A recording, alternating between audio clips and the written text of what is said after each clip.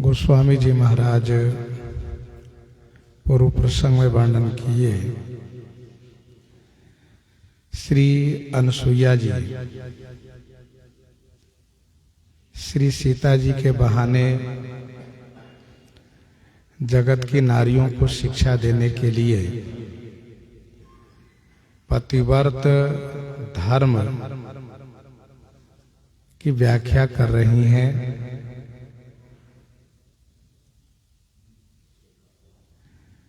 श्री अनसुईया जी कह रही हैं कि हे राजकुमारी सुनिए, स्त्री के जगत में माता पिता भ्राता और हितकारी ये सभी सीमित सुख प्रदान करने वाले हैं, स्वल्प दाता हैं।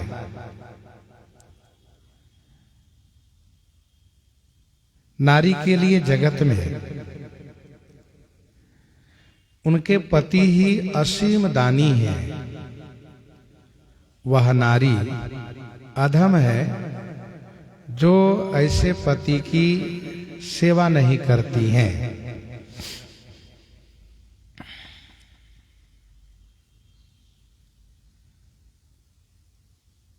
अमित दानी भरता वैदेही अधम सुनारी जो सेव न तेहि।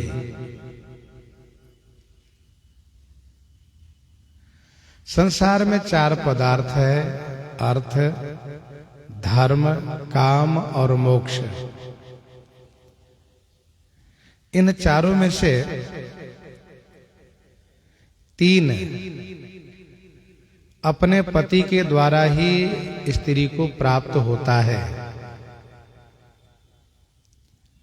जैसे कि धर्म, काम और मोक्ष। रही बात अर्थ की, तो जैसे अर्थ उनके माता पिता भाई हितकारी लोग देते हैं, लेकिन वह भी स्वल्प देते हैं, सीमित देते हैं, असीम नहीं दे सकते।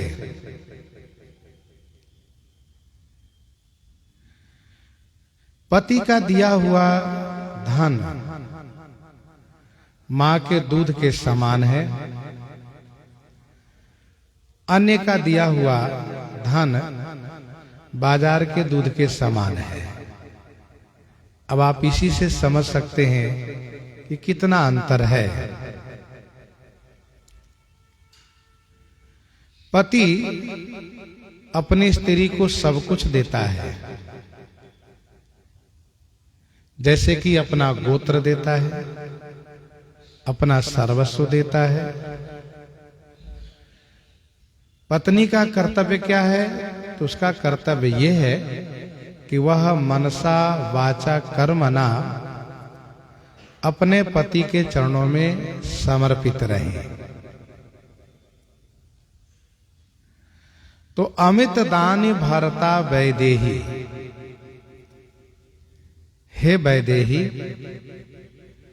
पति ही असीम दानी है। वह नारी अधम है जो ऐसे पति की सेवा नहीं करती हैं। धीरज धर्म मित्र अरु नारी आपद काल परखी यही चारी। आपद काल परखी यही चारी। धीरज, धर्म, मित्र और नारी। आपद काल माने विपत्ति के समय में, संकट के समय में, दुख के समय में इन चारों की परीक्षा होती है। ये चारों परखे जाते हैं। धीरज धर्म मित्र अरु नारी आपद काल परखियहि चारी। प्रस्तुत प्रसंग में विषय है नारी का, लेकिन प्रसंग पा करके गोस्वामी जी ने इन तीनों को जोड़ा, जैसे कि धैर्य, धर्म और मित्र, इन तीनों को जोड़ा। संकट के समय में इन चारों को साथ देना चाहिए। इन चारों में से एक को भी अलग नहीं होना चाहिए, तभी ये चारों सच्चे माने जाते हैं। धैर्य, मनुष्य का धैर्य तब डगमगाता है जब विपत्ति का समय होता है। वह अधीर होने लगता है, घबराने लगता है। लेकिन यदि धैर्य उसके साथ बना रहा तो चाहे कैसा भी बुरा समय होगा, उससे वह डट करके सामना कर लेता है। जैसे शिवि दधीच हरिश्चंद्र नरेशा। शिवि दधीच हरिश्चंद्र नरेशा, सहे धर्म हित कोटि कलेशा। रंति देव बलि भूप सुजाना, धर्म धरेउ सही संकट नाना। सबने संकट सहे पर धैर्य को नहीं छोड़ा।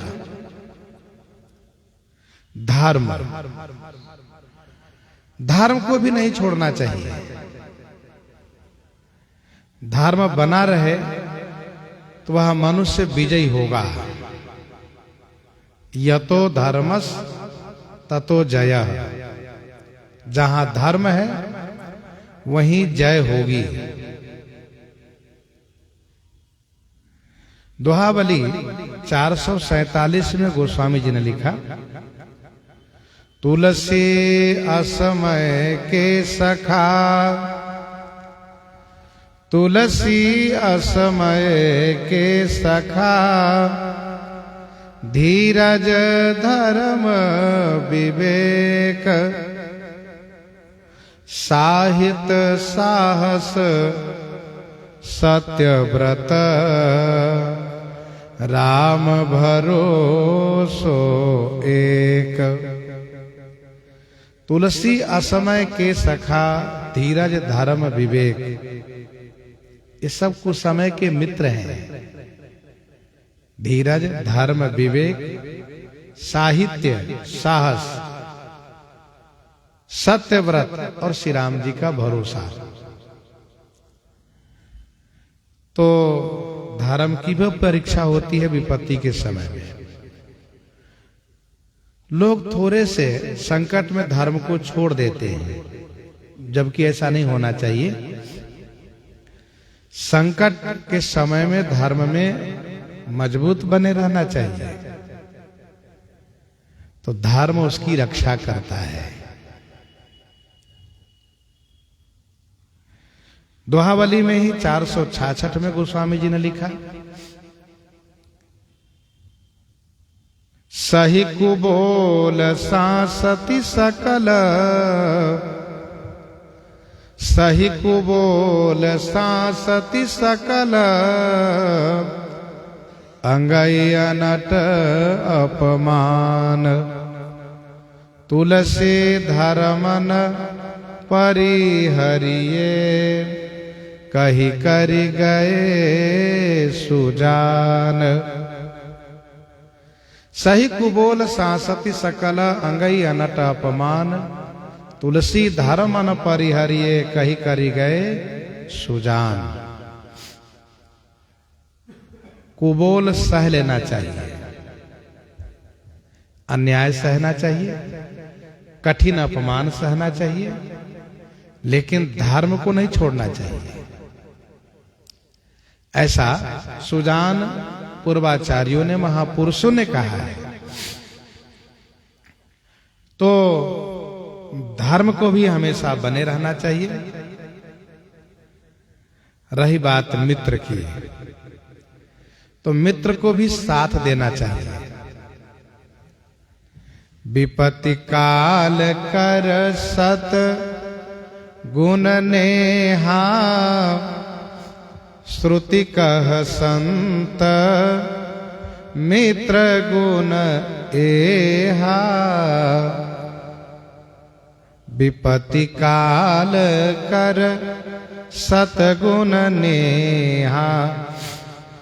वह मित्र वास्तव में मित्र कहलाता है जो दुख के समय में और स्नेह बढ़ा देता है और प्रेम करता है। निज दुख गिरि सम रज करि जाना, मित्रक दुख रज मेरु समाना। ऐसी भावना होनी चाहिए। दोहावली 322 में गोस्वामी जी ने लिखा है, कुदीन हितु सुहित सुदीन, हित अनहित की न कोई। जो बुरे दिन में साथ खड़ा रहे, वास्तव में वही मित्र कहलाता है। गोस्वामी जी ने कहा, सूर्य चंद्रमा की छवि को हरते हैं, शशि छवि हर रवि सदन तेऊ, मित्र कहत सब कोई। लेकिन अमावस के दिन सूर्य चंद्रमा को अपने पास रख करके उसको धीरे धीरे तेज बढ़ाता है। जब बिल्कुल तेजहीन होता है तब सूर्य ही उनको संरक्षण देता है। इसलिए सूर्य चंद्रमा का मित्र कहलाता है। मित्र वह है जो अच्छे दिन पर भले ही वो दूर रहते हो, ना मिलते हो, कोई बात नहीं, लेकिन बुरे दिन पर हमेशा साथ रहते हो। तो धीरज धर्म मित्र अरु नारी। अब बात आई नारी की। जो बात श्री अनसुईया जी श्री सीता जी से कह रही हैं, वह बात श्री सीता जी में पूर्ण रूप से सत्य है। वनवास श्री राम जी को ही प्राप्त हुआ था, लेकिन श्री सीता जी जो पिता कुल और पति कुल में बड़े लाड प्यार से रहने वाली, पति के वनवास सुन करके पति के साथ चलने के लिए तैयार हो गई। पति ने भी समझाया, सासू मां ने समझाया, ससुर जी ने समझाया, अन्य औरों ने भी समझाया, फिर भी किशोरी जी श्री रघुनाथ जी के साथ वन में आई है। तो स्त्री का धर्म है कि विपत्ति काल में पति के साथ हमेशा बनी रहे। आपद काल परखिय ही चारी। वैसे धर्म शास्त्र ये कहता है कि पति विषम परिस्थिति में, कठिन समय में, वह जब एक तरफ सब जगह से निराश होता है तो वह अपनी पत्नी के प्रति आशा बना के रखता है और उनके भरोसे निश्चित रहता है कि ये मेरे साथ रहेंगी। इसीलिए श्री अनसुईया जी कहती हैं कि आपद काल परखियहि चारी। जैसे सोने की परीक्षा होती है अग्नि में तपा करके, अग्नि में जला करके, वैसे ही इन चारों की परीक्षा होती है कठिन समय में ही। ये चारों साथ रह रहे हैं कि नहीं। हम जब संकट की घड़ी में हो तो मेरा धैर्य, मेरा धर्म, मेरा मित्र, मेरी नारी कितना साथ है, ये उसी समय पता चलता है। रहीमन विपदा हूँ भली, रहीमन विपदा हूँ भली, जो थोरे दिन होए, हित अनहित या जगत में जानी परत सब कोई। यह कोई जरूरी नहीं है कि विपत्ति हमेशा रहेगी, लेकिन थोड़े दिन के लिए विपत्ति जब आती है तो उसी में पता चलता है कि कौन हमारे साथ है और कौन नहीं है। इसमें श्री अनसुईया जी कहती हैं कि इन चारों की परीक्षा होती है, चारों परखे जाते हैं। नारी को किसी भी परिस्थिति में अपने पति का अपमान नहीं करना चाहिए। नारी सभी चाहती है कि मेरे पति सुंदर, सुयोग्य, गुणवान प्राप्त हो, और यही अपेक्षा पुरुषों को होती है कि हमारी पत्नी सर्वगुण संपन्ना, सुलक्षणवान हो। तो नारी भी चाहती है कि अच्छे पति मिले और पति भी चाहते हैं कि अच्छी नारी मिले। लेकिन यह मिलना उन दोनों के भाग्य पर निर्भर करता है। जिनके भाग्य में जो विधान बना है वही प्राप्त होंगे। भगवती श्री पार्वती जी ने कहा सप्तऋषियों को, उस वक्त कब जब सप्तऋषियों ने श्री पार्वती जी से ये कहा कि आप चाहें तो मैं आपके लिए आपके अनुरूप सुयोग्य वर ला करके दे दूं। भगवती श्री पार्वती जी ने कहा नहीं, ऐसा नहीं हो सकता। मैंने अपने गुरु जी के वचन पर निष्ठा करके जिनको पति रूप में मान लिया है, मुझे वही चाहिए, दूसरा नहीं चाहिए। महादेव अवगुण भवन विष्णु सकल गुण धाम, पर जहि कर मन रम जाहि सन ते ही सन काम। तो हर कोई चाहता है कि हमारे जीवन में जो आवे वो अच्छे आवे।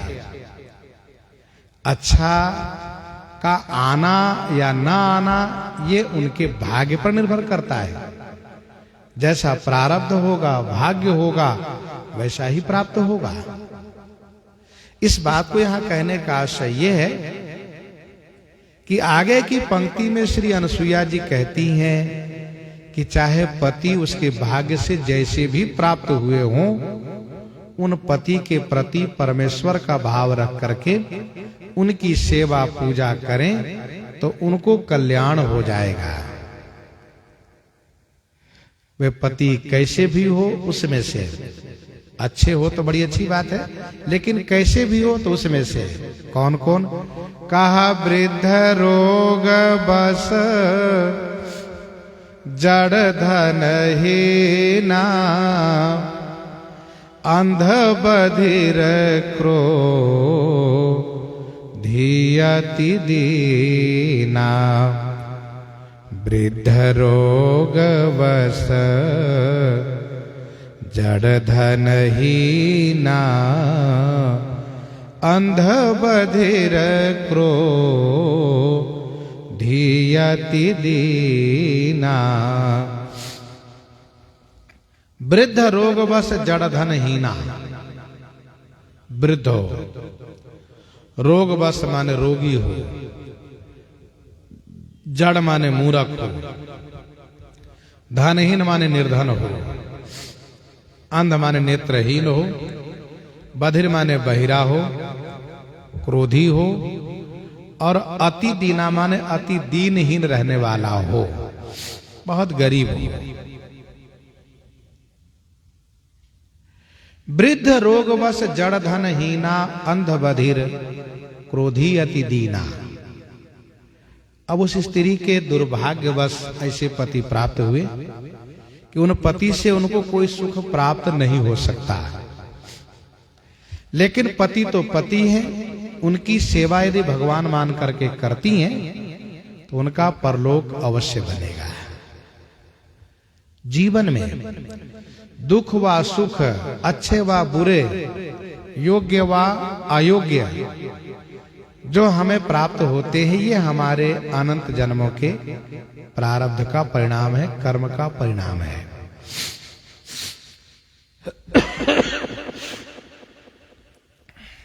तो वृद्ध माने जो वृद्ध है, वृद्ध पति से उनको कोई सांसारिक सुख प्राप्त नहीं होगा, रोगवश है तब भी नहीं होगा, जड़ मूर्ख है उनसे कोई सुख नहीं मिलेगा, निर्धन है कोई भौतिक सुख प्राप्त नहीं होगा, अंध है तो उनका श्रृंगार कोई मतलब का नहीं है, और यदि वह बहिर है तो उनसे कोई बात करते नहीं बनेगी, क्रोधी है बात बात में गुस्सा कर जाते हैं तो उनसे स्वाभाविक है कि बोलने का मन नहीं करेगा, अति दीना माने अति दीन है तब भी कोई जीवन में कोई सुख नहीं मिलना है। ये एक एक दोष वाला पति किसी को प्राप्त हो अथवा किसी का बहुत बड़ा दुर्भाग्य हो तो ऐसे सभी दोषों से युक्त ही पति प्राप्त हो, एक में ही सारे दोष हो। वैसे ये पति चलता फिरता मुर्दावत है, चलता फिरता मुर्दावत है। कुछ संसार में ऐसे लोग भी हैं जो चलते फिरते तो हैं लेकिन वो मुर्दे के समान है। जैसे कौल काम बस कृपिन विमूढ़ा, अति दरिद्र अजसी अति बूढ़ा, सदा रोग बस संतत क्रोधी, विष्णु विमुख श्रुति संत विरोधी, तन पोषक निंदक अघ खानी, जीवत सव सम 14 प्राणी, जीवत सव सम 14 प्राणी। ये जिंदा तो है लेकिन सव सम मुर्दे के समान है। तो वृद्ध रोग बस ये मुर्दे के समान है। दोहावली 477 में गोस्वामी जी ने लिखा, चाहे कोई कितना भी प्यारा हो और वह यदि लंबे समय के लिए रोगी हो गए, वह जीवन पर्यंत के लिए डॉक्टर ने कह दिया कि रोगी ही रहेंगे, तो उनके प्रति प्रेम कम हो जाता है। दीर्घ रोगी दारिद्र कटुबच लोलुप लोग, दीर्घ रोगी दारिद्र कटुबच लोलुप लोग, तुलसी प्राण समान त्यों हो ही निरादर जोग, हो ही निरादर जोग। ये भले ही प्राण के समान रहे हो पर निरादर के योग हो जाते हैं। फिर भी पत्नी को चाहिए कि ऐसे पति का अपमान वे ना करे। ऐसे हो पति कर किए अपमाना, ऐसे हो पति कर किए अपमाना, नारी पाव जम पुर दुख नाना, नारी पाव जम पुर दुख नाना,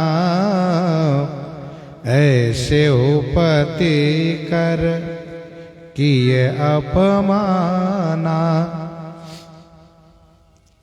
ऐसे उपति कर किए अपमाना तो नारी पाव जमपुर दुख नाना।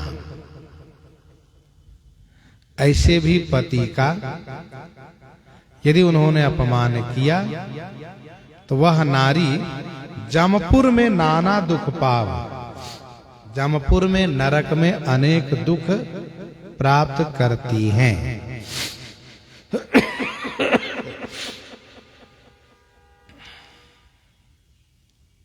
अच्छे का सम्मान तो हर कोई करते हैं, पर बुरे का भी सम्मान करना ये पुण्यप्रद होता है। नारी के लिए ऐसे उपतिकर किए अपमाना, तो उनको जमपुर में अनेक दुख भोगना पड़ेगा। कहने का भाव ये है कि उसके जीवन में जो ऐसे पति मिले हैं, यह उनके ऊपर दैव का कोप है, उनके ऊपर दैव का कोप है, ईश्वरीय दंड है। इसलिए उनके जीवन में ऐसे पति मिले, नहीं तो उनके पिता माता भी ऐसे पति नहीं चाहते थे कि मेरी बेटी के ऐसे पति मिले।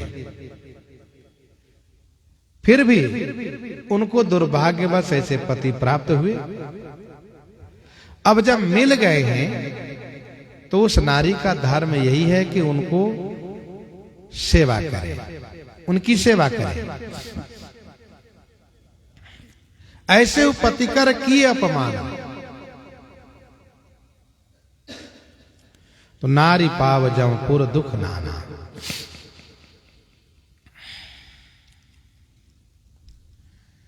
एक व्यक्ति ने ये कहा कि नारी के साथ ये घोर अन्याय है।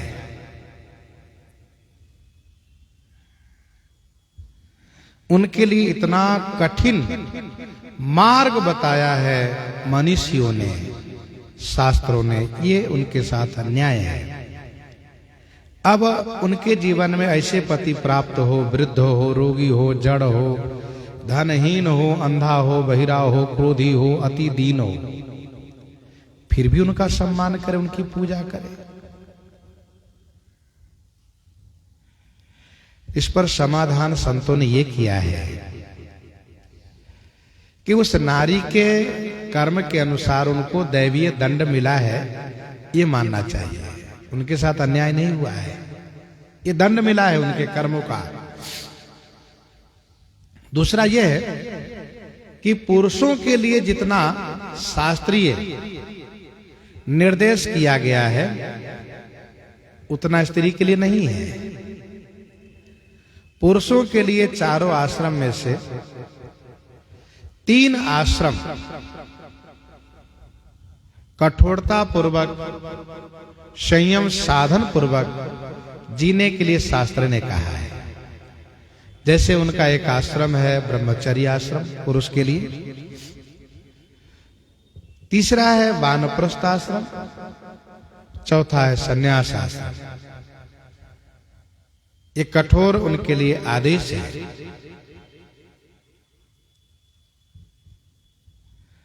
साथ साथ पुरुषों के लिए तमाम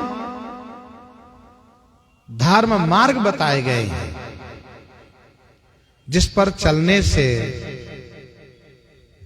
उनका कल्याण होता है।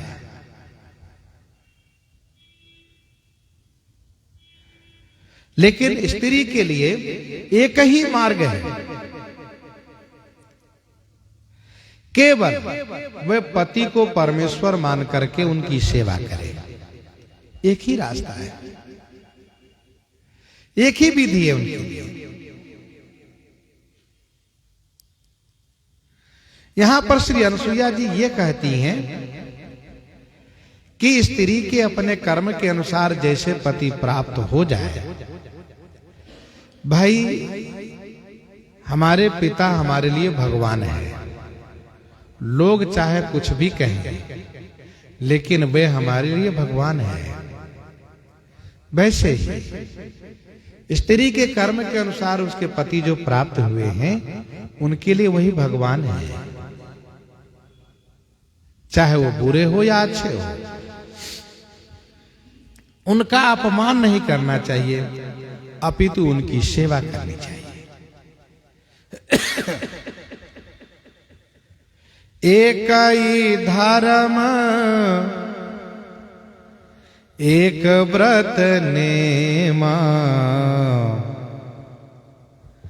काय वचन मन पति पद प्रेम काये बचन मन पति पद प्रेमा। ये जो नारी धर्म की शिक्षा श्री अनसुईया जी दे रही हैं, इन्होंने अपने जीवन में पतिव्रत धर्म को ही अपनाया है, सर्वोपरि माना है। कल हम लोग सुन रहे थे कि इन्होंने अपने पति की सेवा की, शिवार्चन की, इन पर सब प्रसन्न हो गए। इन्होंने घोर तपस्या की है। एक ही धर्म एक व्रत नेमा, ये नारी के लिए है, पुरुष के लिए ऐसा कहीं नहीं लिखा है कि पुरुष का एक ही धर्म हो, एक ही व्रत हो, एक ही नियम हो। पुरुष के लिए अनेक धर्म है, अनेक नियम है, अनेक व्रत है, लेकिन नारी के लिए एक ही धर्म है, एक ही व्रत है, एक ही नियम है। और वो क्या है? तो वो यही है कि काय माने कर्म, वचन और मन से पति के चरण में प्रेम करे। काये वचन मन पति पद प्रेमा। हाँ, पति यदि प्रसन्न है, उनकी प्रसन्नता के लिए वह और भी धर्म व्रत नियम कर सकती है। लेकिन यदि पति की प्रसन्नता न हो तो उनको कोई धर्म व्रत नियम करने की आवश्यकता नहीं है। वचन से, कर्म से, मन से वह पति पद में प्रेम करे, पति को संतुष्ट रखे, खुश रखे।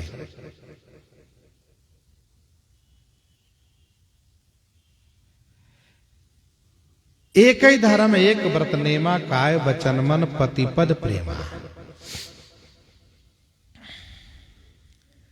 नारी यदि पति व्रत धर्म पर सुदृढ़ रहती है तो वह दोनों कुल को कीर्तिमान बनाती है। पिता कुल और पति कुल दोनों को कीर्तिमान बना देती है। पतिव्रत धर्म में क्या शक्ति है, क्या महिमा है, अनसुईया जी के चरित्र से आप समझ सकते हैं। जिनके सामने त्रिदेव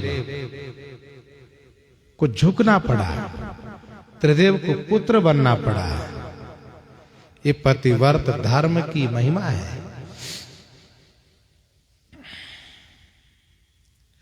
श्री किशोरी जी के सतीत्व का, पतिव्रत का ये प्रभाव है, ये महिमा है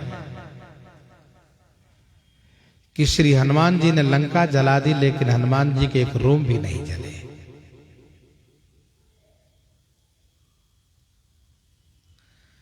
जब श्री रघुनाथ जी ने श्री सीता जी की अग्नि परीक्षा ली तो अग्नि परीक्षा में श्री किशोरी जी का कोई नुकसान नहीं हुआ। और यह सबको पता चला कि यह पतिव्रत धर्म का प्रभाव है कि जिन्होंने अग्नि की दाहकता को भी नष्ट कर दिया अपने पतिव्रत धर्म के प्रभाव से।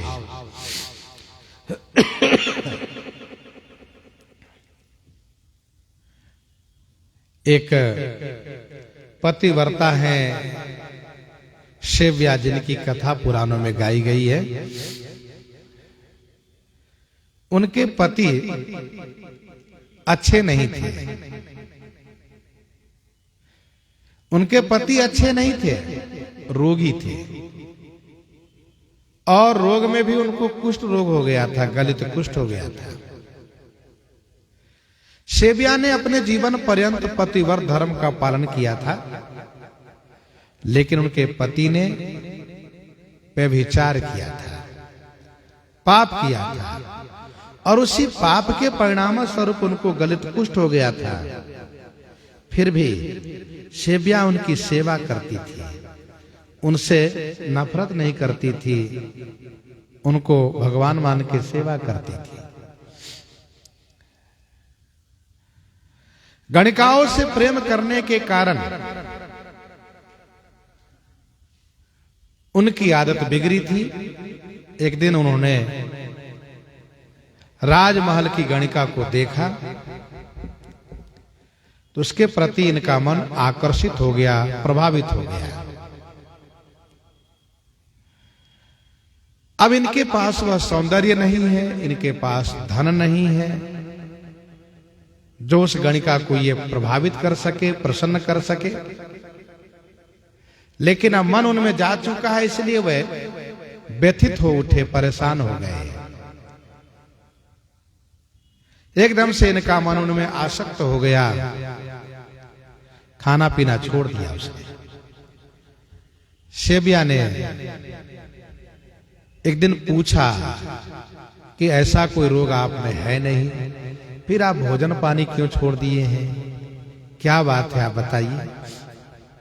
तो वह कहना नहीं चाह रहे थे, लेकिन सेबिया ने जब बार बार पूछा तो उन्होंने सारी बातें कह दी। ऐसी ऐसी बात है, मैंने उस राजमहल की गणिका को देखा है, तब से मेरा मन उसमें जा चुका है और इसलिए मैं बहुत परेशान हूं।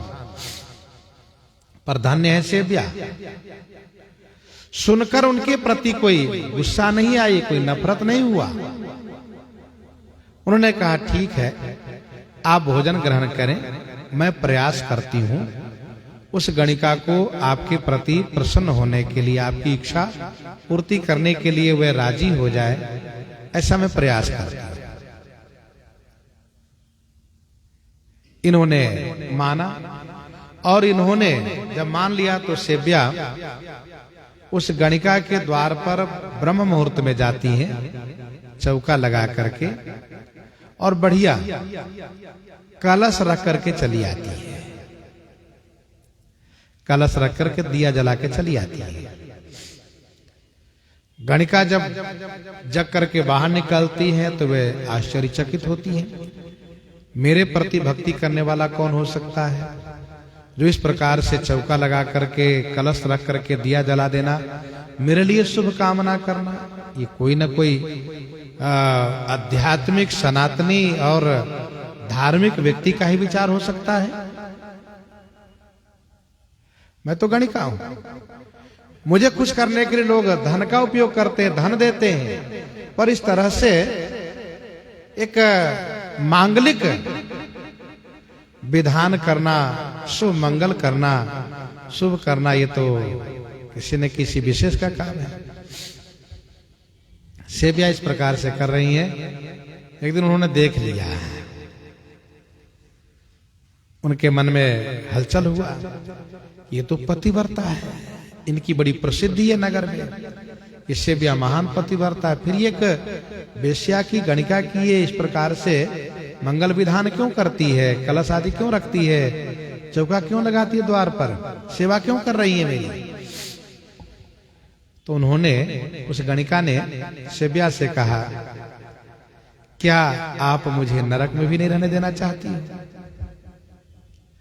आप पतिव्रता हो, मुझे पता है, और आप मेरी सेवा करती हो।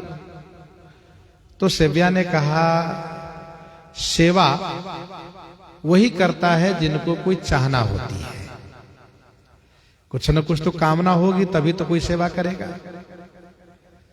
क्योंकि सेवा से वस्तु की प्राप्ति होती है। कौन सेवत देत संपत्ति लोक हुई हरीति।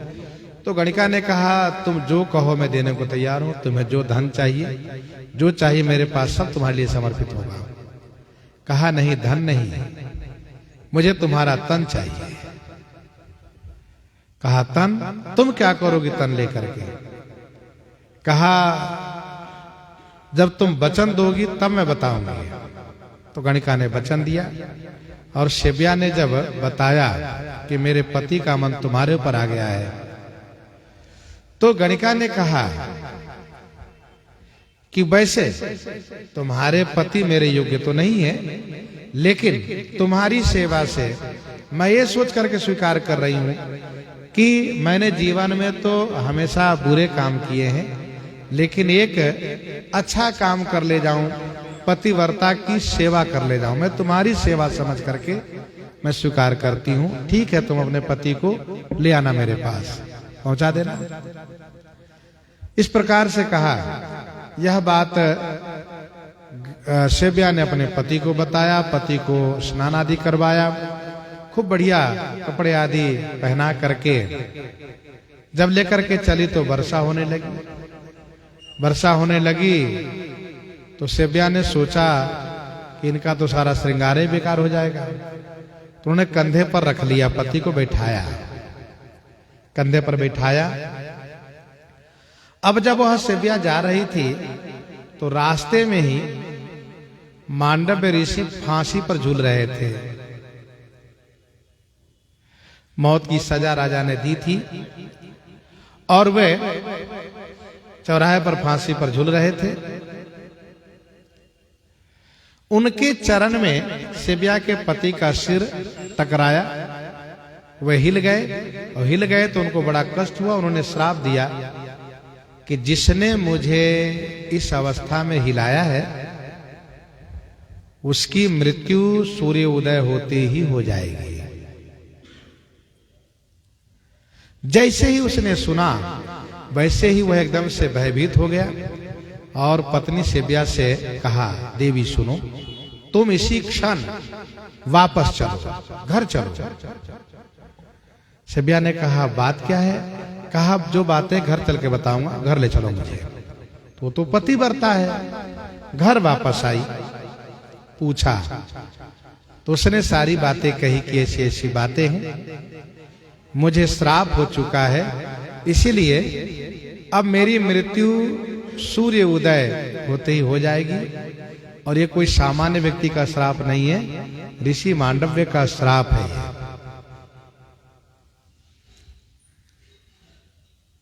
मांडव्य ऋषि को फांसी पर झुलाने वाली कथा अलग है। वो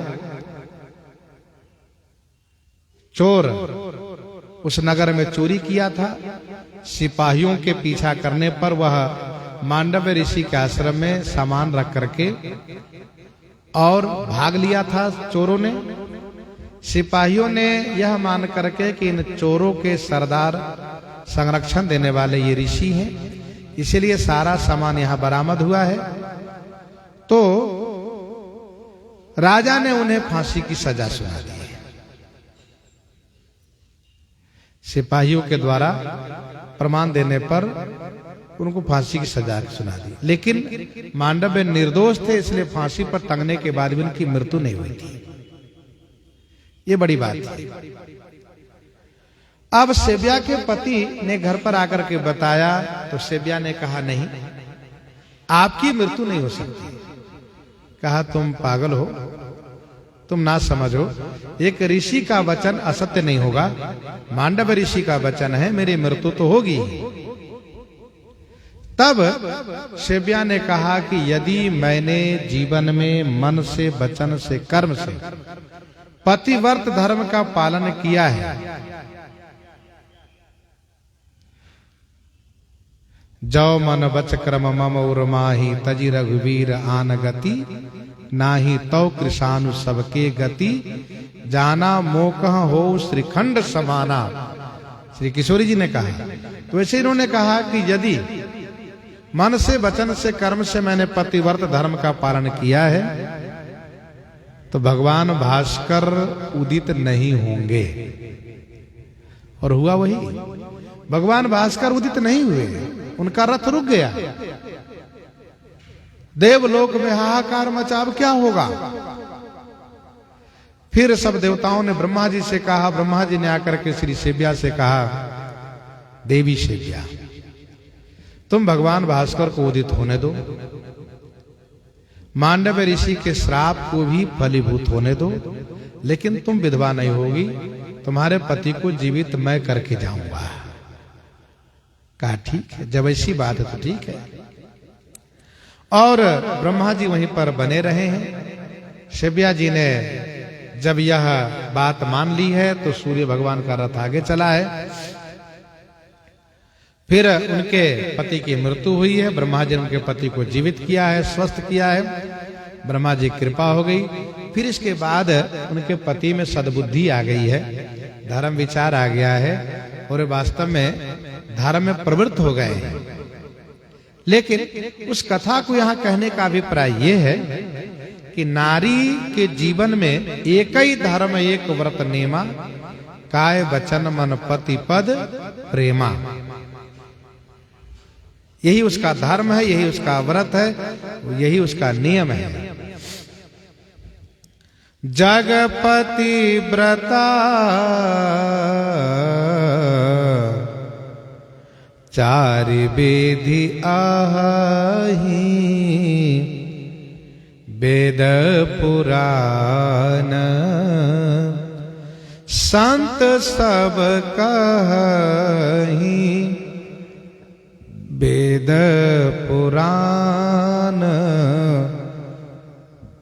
संत सब कही, जगपति व्रता चारि विधि आही।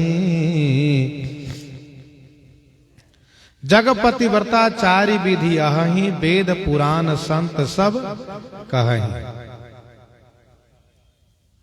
जगत में पतिव्रता चारि विधि आही माने चार प्रकार से हैं।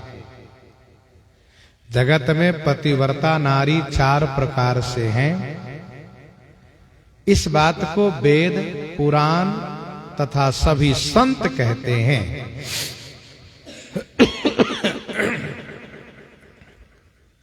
जिस प्रकार से भगवान की भक्ति करने के लिए चार प्रकार के भक्त होते हैं, राम भगत जग चारि प्रकारा, राम भगत जग चारि प्रकारा, सुकृति चारिउ अनघ उदारा, सुकृति चारिउ अनघ उदारा। वैसे ही पतिव्रता नारी भी चार प्रकार से होती है।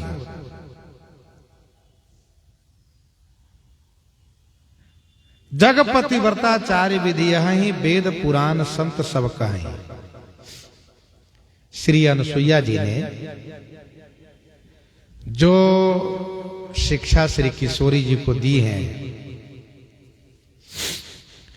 वह शिक्षा, वह उपदेश शिव पुराण, रुद्र संहिता तथा पद्म पुराण सृष्टि खंड में बहुत सुंदर तरीके से विवेचन किया गया है, वर्णन किया गया है। तो जगपतिव्रता चारि विधि आही, वेद पुराण संत सब कही। इस बात को सब कोई एक स्वर से कहते हैं कि संसार में चार प्रकार की पतिव्रता है। वैसे शिव पुराण, रुद्र संहिता, पद्म पुराण में बहुत विस्तार से वर्णन है। गोस्वामी जी ने श्री अनुसुईया जी के मुख से थोड़े ही शब्दों में और बहुत सुंदर तरीके से सरल एवं सहज भाषा में प्रस्तुत कराया है, जो नारियों के लिए सुंदर कल्याणकारी शिक्षा है। ये उत्तम के अस बस मन माही,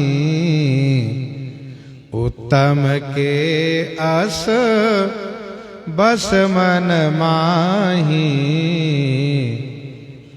सपने हु आन पुरुष जग नाही, सपने हु आन पुरुष जग नाही, उत्तम के अस बस मन माही, उत्तम के अस बस मन माही। उत्तम पतिव्रता के मन में ऐसा बसा हुआ है, उत्तम पतिव्रता के मन में ऐसा बसा हुआ है, कैसा कि सपने हो आन पुरुष जग नाही। जगत में स्वप्न में भी आन पुरुष नाही। आन मान दूसरा कोई पुरुष है ही नहीं। उत्तम के अस बस मन माही, सपने आन पुरुष जग नाही। जगत में दूसरा कोई पुरुष है ही नहीं, स्वप्न में भी उनके मन में ऐसा बसा हुआ है।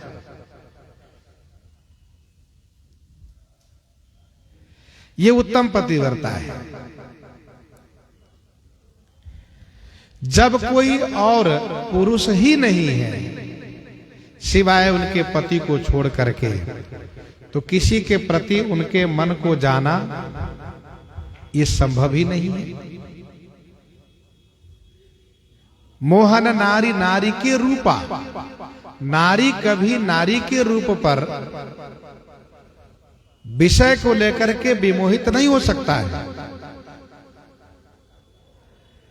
तो उत्तम के अस बस मन माही।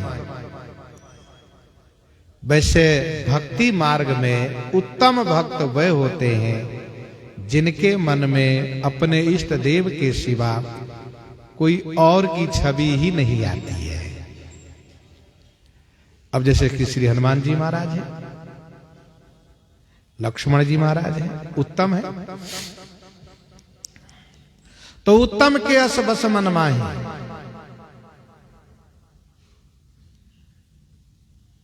मीरा जी के चित्त में केवल गोपाल है। मेरे तो गिरधर गोपाल दूसरो न कोई। सब जगह वह गिरधर गोपाल को ही देखती है। श्री मीरा जी जब वृंदावन धाम में पहुंची हैं और वहां पर उन्होंने पूछा लोगों से कि यहां पर जो उच्च कोटि के भगवान के प्रिय जन हो उनका आप परिचय दें, मैं उनका दर्शन चाहती हूं। तो लोगों ने उस समय में श्री जीव गोस्वामी जी का परिचय दिया। श्री मीरा जी जीव गोस्वामी जी के पास गई है। जीव गोस्वामी जी का नियम था कि वह किसी भी स्त्री का मुख नहीं देखते थे, पर्दे के अंदर रहते थे। श्री जीव गोस्वामी जी के शिष्य ने कहा कि मेरे गुरुजी स्त्री का मुख नहीं देखते, इसलिए आपसे नहीं मिल सकते। तो मीरा जी ने कहा इसका मतलब ये हुआ कि वृंदावन में कोई और पुरुष आकर के रह रहा है। मुझे ये पता नहीं था, अब पता चला कि और भी कोई पुरुष आकर यहां रह रहा है। मैं यह बात श्री किशोरी राधा जी से पूछूंगी। मैं यह बात श्री किशोरी राधा जी से पूछूंगी कि ब्रज में दूसरा पुरुष आया कैसे। यहां तो केवल एक ही पुरुष है और वह है श्याम सुंदर यशोदा नंदन श्री कृष्णचंद्र जी हैं। यहां दूसरा पुरुष आया कैसे। यह बात जब पर्दे के भीतर जीव गोस्वामी जी ने सुनी तो वे समझ गए कि ये कोई गोपी आ गई है, अब इनसे दुराव में नहीं कर सकता। जीव गोस्वामी जी पर्दा हटा करके बाहर आए। मीरा जी ने प्रणाम किया और पुत्री पुत्री कहकर के उन्हें बहुत स्नेह प्रदान किया। तो कहने का अभिप्राय यह है कि उत्तम के अस बस मन माही, सपने आन पुरुष जग नाही। स्वप्न में भी कोई दूसरा पुरुष नहीं है, केवल उनके पति ही पुरुष है, बाकी सब नारी है। ये भावना होती है। मध्यम पर पति देख कैसे, भ्राता पिता पुत्र निज जैसे। मध्यम पर पति देख कैसे, भ्राता पिता पुत्र निज जैसे। मध्यम परपति देखई कैसे। जो मध्यम पतिव्रता नारी हैं वह परपति माने दूसरे के पति को कैसे देखती हैं। मध्यम परपति देखई कैसे। मध्यम पतिव्रता परपति को कैसे देखती हैं। तो भ्राता पिता पुत्र निज जैसे। जैसे निज भ्राता निज पिता और निज पुत्र हो। भ्राता पिता पुत्र निज जैसे। मध्यम परपति देखई कैसे। उत्तम के मन में ऐसा बसा हुआ है कि कोई परपुरुष है ही नहीं, लेकिन मध्यम के नेत्र में परपति हैं और भी पुरुष हैं मध्यम के नेत्र में, लेकिन वो परपुरुष कैसे हैं। तो श्री अनसुईया जी कहती हैं कि जैसे निज भ्राता निज पिता निज पुत्र हो। भ्राता पिता पुत्र निज जैसे। जैसे कि सम अवस्था के हैं तो उनको भ्राता रूप में देखती हैं। जो बड़े उम्र के हैं उनको पिता के रूप में देखती हैं। जो कम उम्र के हैं उनको पुत्र के रूप में देखती हैं। भ्राता पिता पुत्र निज जैसे।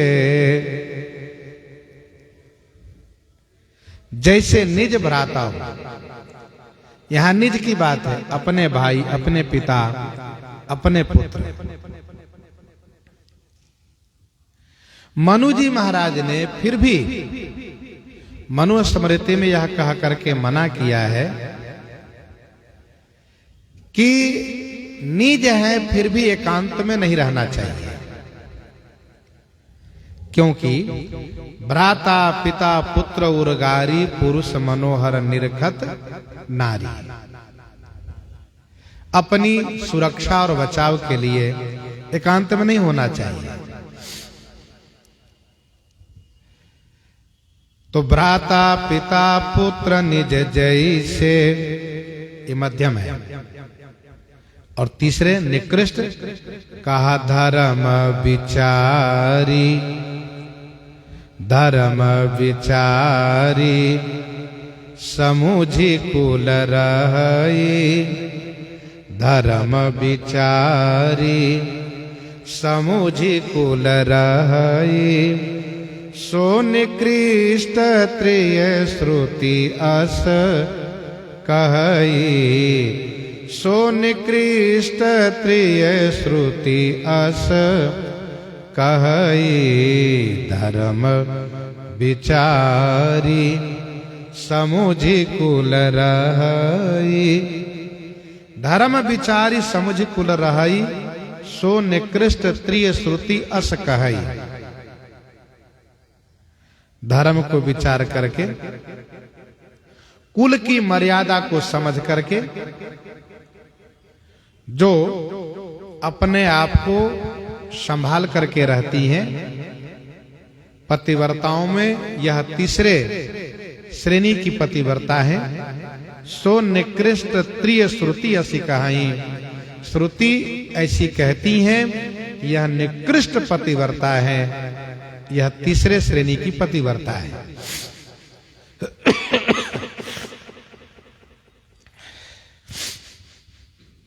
धर्म विचार के रहती है जिससे उनका परलोक बनता है, और कुल को विचार करके रहती हैं जिनसे उनका लोक बनता है।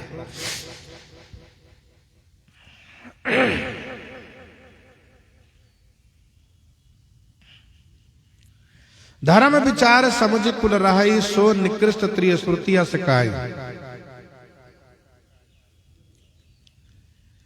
मेरा धर्म, मेरे पिता का धर्म, मेरे पति कुल का धर्म और मेरे कुल की जो मान मर्यादा है, मेरा कुल दूषित न हो, इन सब बातों को विचार करके जो अपने आप को बचा करके रहती है। पर पुरुष में मन तो इनका जाता है, लेकिन विचार करती हैं कि मेरा ये कर्तव्य नहीं है, इसीलिए वे अपने आप को बचा ले जाती है। मेरा वंश श्रेष्ठ है तो मेरे द्वारा वंश दूषित न हो, मेरा धर्म क्या है उस पर विचार करके रहती हैं। तो कहा कि सो निकृष्ट त्रिश्रुति यस कहीं, वही बुद्धि जो परम सयानी, तिन तन चितवन अनहित जानी।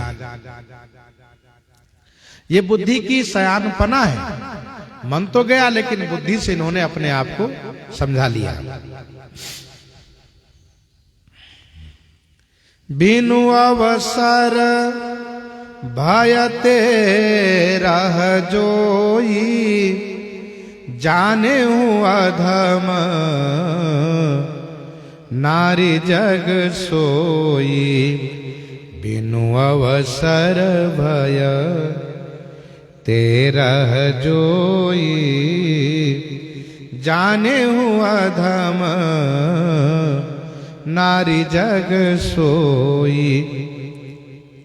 बिना अवसर अर्थात समय न मिलने के कारण और भय माने डर के कारण जो रह जाती हैं, ये चौथे श्रेणी की पतिव्रता हैं। जाने हो अधम नारी जग सोई, जगत में सोई माने वह अधम पतिव्रता मानी जाती हैं।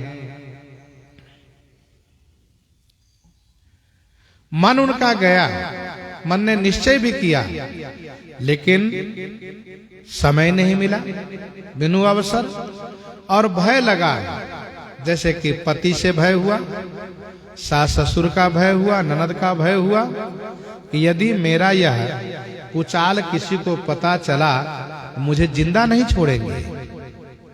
इस भय से और समय न मिलने से वह अपने आप को बचा ले गई। तो यह है पतिव्रताओं में चौथे श्रेणी की पतिव्रता। कलयुग के लिए कहा गया है, गुण मंदिर सुंदर पति त्यागी, भजहि नारी पर पुरुष अभागी। कलयुग की एक विशिष्टता भी है, वो क्या है? यदि मन गया है, कर्म से पाप नहीं हुआ, तो वह पापी नहीं कहलाएगा, उसका बचाव हो जाएगा। कलि कर एक पुनीत प्रतापा, मानस पुण्य हो ही नहीं पापा। संसार में यह चौथे श्रेणी की अधम पतिव्रता नारी है। तो जग पतिव्रता चारि विधियां ही, वेद पुराण संत सब कहीं। चार प्रकार की पतिव्रताओं का वर्णन श्री अनुसुईया जी ने यहां तक किया है। प्रसंग को यहीं पर हृदयंगम करते हुए आइए श्रवण करते हैं श्री जानकी मंगल से।